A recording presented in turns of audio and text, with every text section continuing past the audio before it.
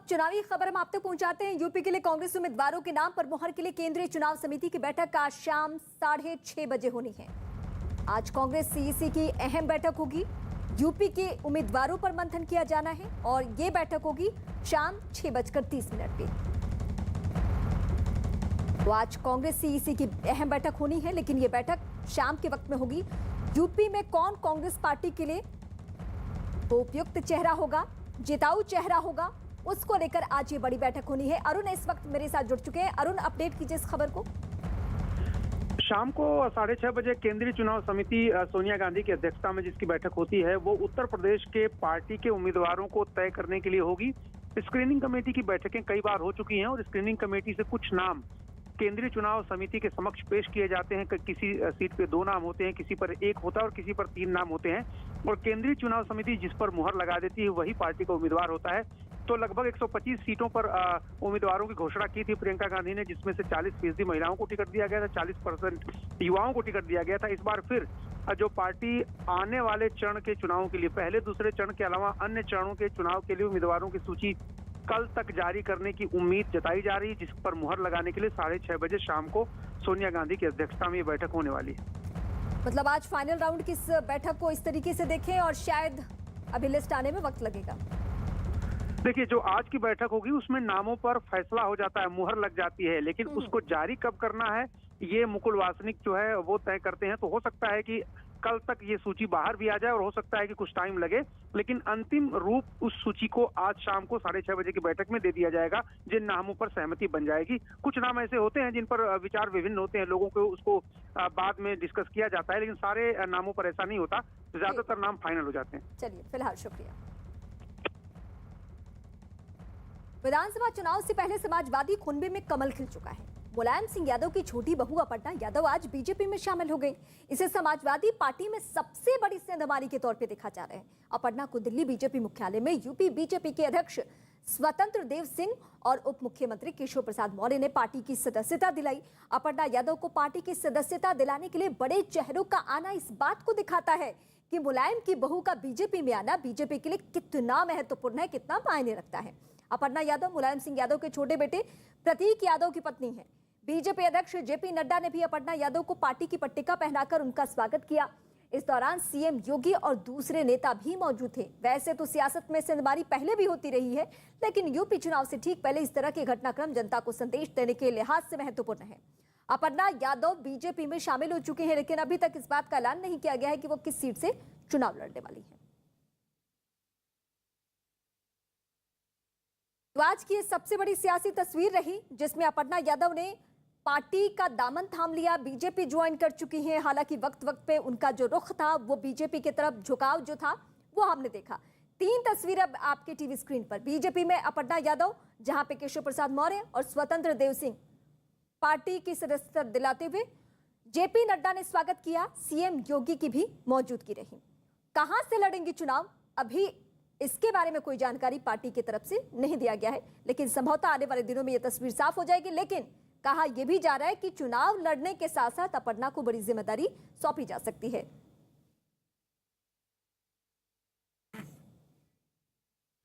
आज उत्तर प्रदेश के पूर्व मुख्यमंत्री श्री मुलायम सिंह यादव जी की पुत्रवधू श्रीमती अपर्णा यादव जी भारतीय जनता पार्टी परिवार का हिस्सा बनी हैं। मैं सबसे पहले भारतीय जनता पार्टी परिवार में आपका स्वागत करता हूं। मुझे यह कहने में प्रसन्नता हो रही है कि निश्चित तौर से श्री मुलायम सिंह यादव जी की पुत्रवधू होने के बाद भी समय समय पर आपने जो अपना विचार आप सब मीडिया के मित्रों के माध्यम से रखा है, वह विचार सदैव से मुझे उनका भाजपाई लगता था कि वो भारतीय जनता पार्टी परिवार के लिए उपयुक्त एक मातृशक्ति के क्षेत्र में नेत्री हैं।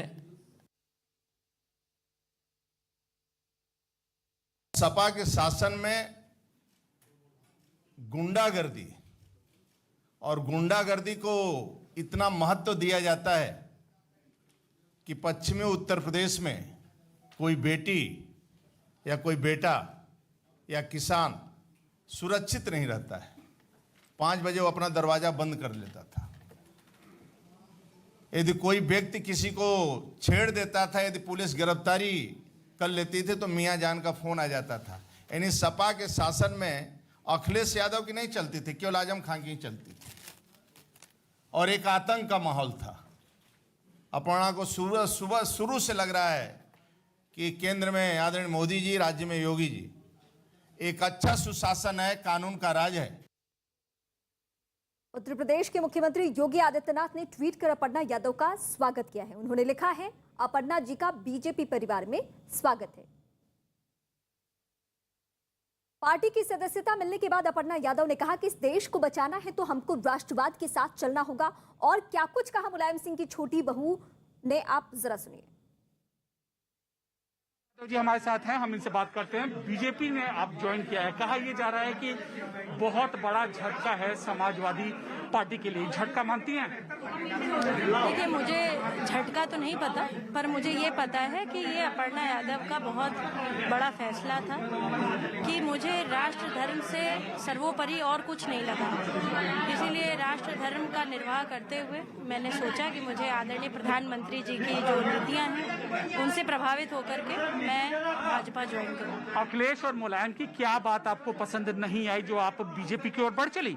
देखिए, परिवार से मैं कोई विमुख नहीं हूँ। मैंने मेरे बड़ों का, सबका मेरे ऊपर बहुत आशीर्वाद है। एज अ बहू मैं हमेशा से अपने परिवार के गरिमा और जो भी उसके नियम हैं वो निर्वाह करती रहूंगी। मेरी पार्टी आइडियोलॉजी की ये बात है, मुझे राष्ट्रवाद ज्यादा पसंद है, इसलिए मैं आदरणीय प्रधानमंत्री जी के संरक्षण में आई हूँ। लखनऊ कैंट से क्या आप विधानसभा चुनाव लड़ेंगी? जैसा पार्टी सुनिश्चित करेगी वैसा करूंगी। मैंने कैंट में बहुत काम किया है, बाकी पार्टी जो भी निर्णय करे। पार्टी में बड़ी भूमिका के लिए आप तैयार हैं? जैसा प्रधानमंत्री जी और जो कोर टीम है वो डिसाइड करे, जैसा दिशा निर्देश होगा उस तरीके से काम किया जाएगा। दिल्ली बीजेपी दफ्तर से अमित पांडे इस वक्त हमारे साथ जुड़ चुके हैं। अमित, इस वक्त हम फोकस करेंगे अपर्णा यादव को लेकर कि अपर्णा यादव ने अब बीजेपी का दामन थाम लिया है। क्या उनको बड़ी जिम्मेदारी मिलती है, इस पे सबकी निगाहें हैं, लेकिन क्या समाजवादी की तरफ से कोई अभी कुछ भी बातें निकलकर सामने आई है? कुछ सोर्सेज आपके बता रहे हैं कि उनके तरफ क्या खलबली है?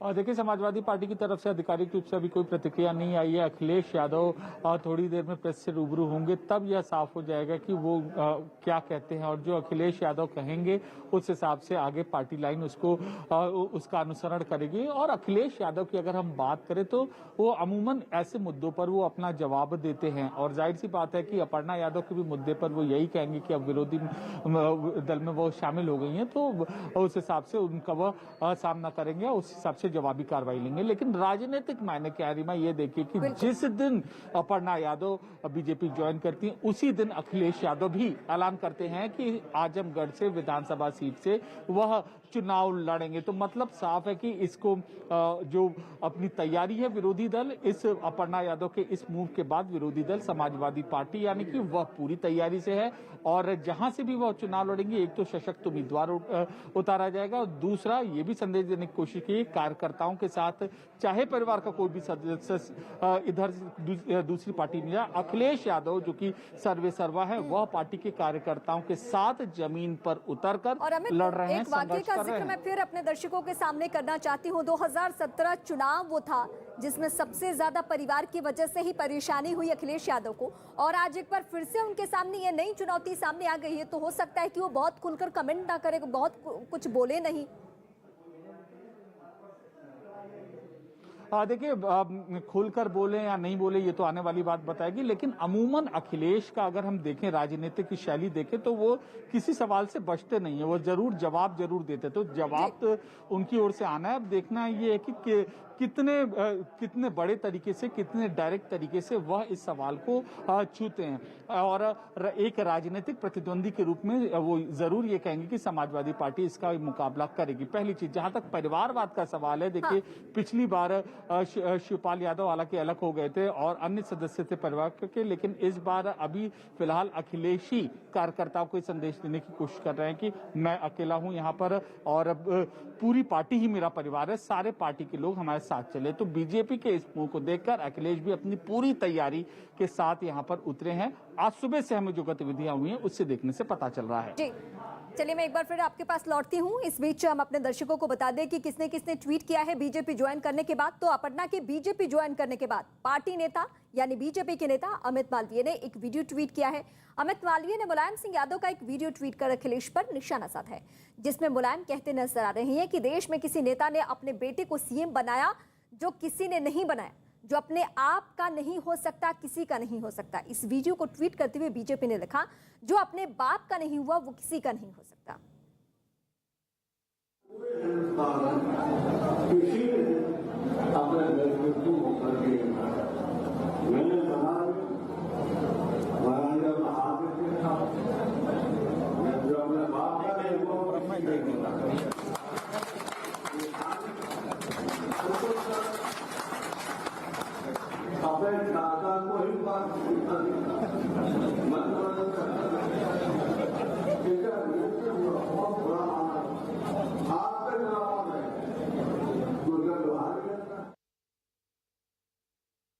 शिवपाल यादव से जब अपर्णा यादव के बीजेपी में शामिल होने के बारे में सवाल किया गया तो वो सवालों से बचते नजर आए।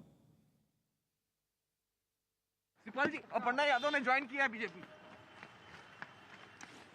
तो शिवपाल यादव फिलहाल कुछ नहीं कहे अपर्णा यादव के ज्वाइनिंग पर और वो सीधे अपने घर से निकल गए हैं।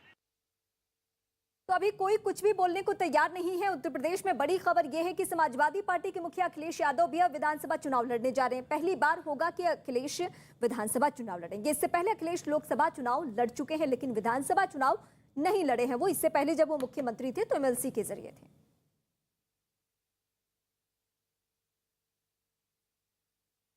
तो आज की बड़ी खबर यह भी रही कि अखिलेश यादव ने यह ऐलान किया कि वो चुनाव लड़ सकते हैं, लेकिन वो सीट कौन सी होगी इसको लेकर अभी भी सस्पेंस बना हुआ है। आजमगढ़ से वो सांसद है, क्या वो विधानसभा चुनाव भी यहीं से लड़ेंगे, ये सवाल सबसे अहम है। क्या इसी जोन से लड़ेंगे? आज की 3 बड़ी तस्वीरें भी आपके सामने हैं। उत्तर प्रदेश में चुनावी युद्ध जोरदार है। योगी आदित्यनाथ गोरखपुर सीट से चुनाव लड़ेंगे तो डिप्टी सीएम केशव प्रसाद मौर्य सिराथू से लड़ेंगे। वहीं अखिलेश भी अब विधानसभा चुनाव लड़ने जा रहे हैं। तो 3 तस्वीरें आपके टीवी स्क्रीन पर। 3 प्रमुख चेहरे उत्तर प्रदेश की सियासत के। योगी आदित्यनाथ जो कि गोरखपुर से चुनाव लड़ेंगे, इसके अलावा सिराथू सीट से चुनाव लड़ेंगे डिप्टी सीएम केशव प्रसाद मौर्य, और विपक्षी खेमा की प्रमुख चेहरा यानी समाजवादी पार्टी के मुखिया अखिलेश यादव चुनाव लड़ेंगे। सीट क्लियर नहीं है अभी कि वो कौन सी सीट होगी जहां से वो अपनी दावेदारी पेश करेंगे।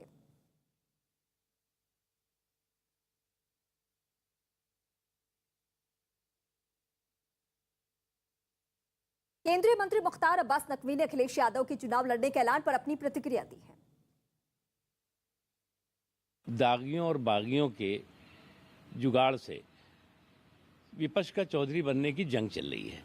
अब दागियों और बागियों के जुगाड़ से विपक्ष का चौधरी बनने की जिस पार्टी में और जिन पार्टियों में जंग चल रही हो, आप देख रहे हो, कोई जो है उत्तर प्रदेश में कहीं से आ रहा है, कोई कहीं से आ रहा है, कोई कहीं से आ रहा है, और उनको लगता है कि हम विपक्ष का चौधरी बन जाएं।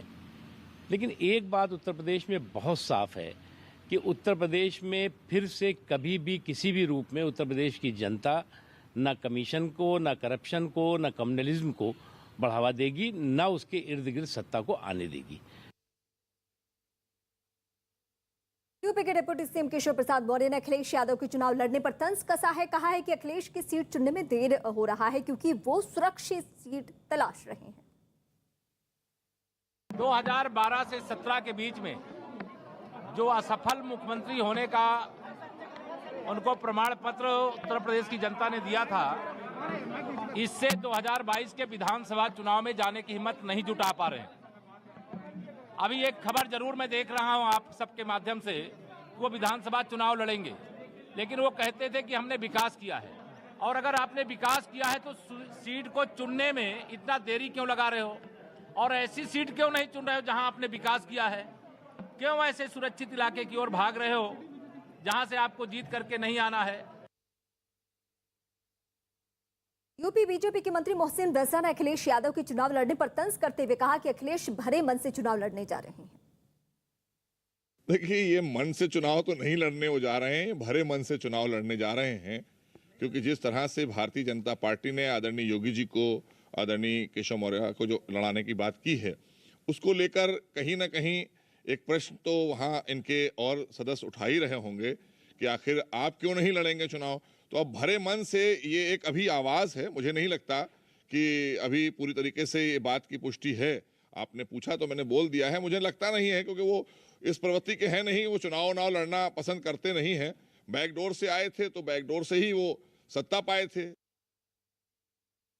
अपने विवादित बयानों के बाद चौतरफा घिरे आईएमसी अध्यक्ष तौकीर रजा ने अब न्यूज 18 को धमकी दी है। न्यूज 18 से खास बातचीत में और खास शो देश नहीं झुकने दूंगा में सवाल पूछने से तौकीर रजा इतने नाराज हो गए कि उन्होंने खुलेआम धमकी देनी शुरू कर दी। आप भी देखिए क्या कुछ कहा तौकीर रजा ने।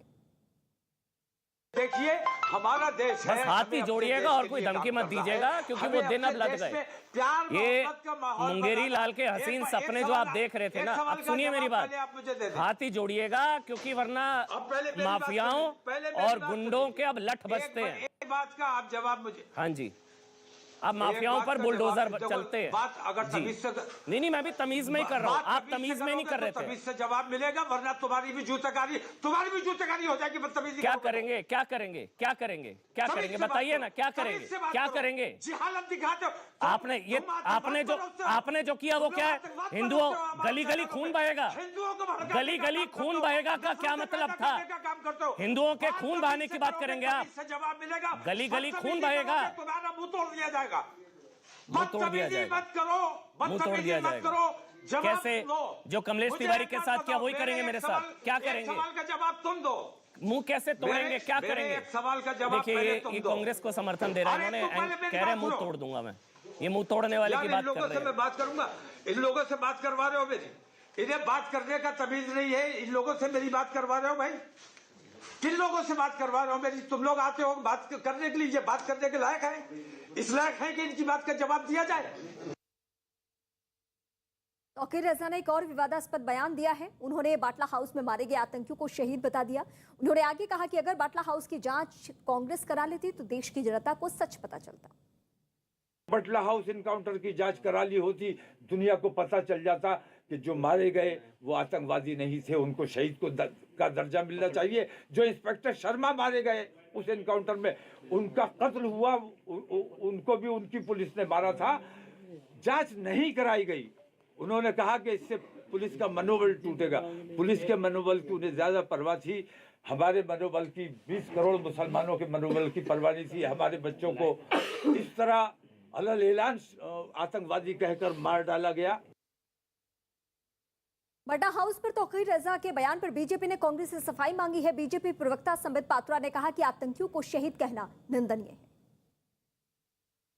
मौलाना तौकीर रजा खान ने किस प्रकार की बातें हिंदुओं को लेकर किया था चंद दिनों पहले, और किस प्रकार से कांग्रेस पार्टी को समर्थन की बात कल तौकीर रजा ने की थी, आज पुनः तौकीर रजा ने जिस प्रकार की बात की है वो बहुत ही आपत्तिजनक है। तौकीर रजा ने कहा है कि जो लोग बाटला हाउस एनकाउंटर में मारे गए थे वो दरअसल आतंकी नहीं, आतंकवादी नहीं, वो शहीद थे।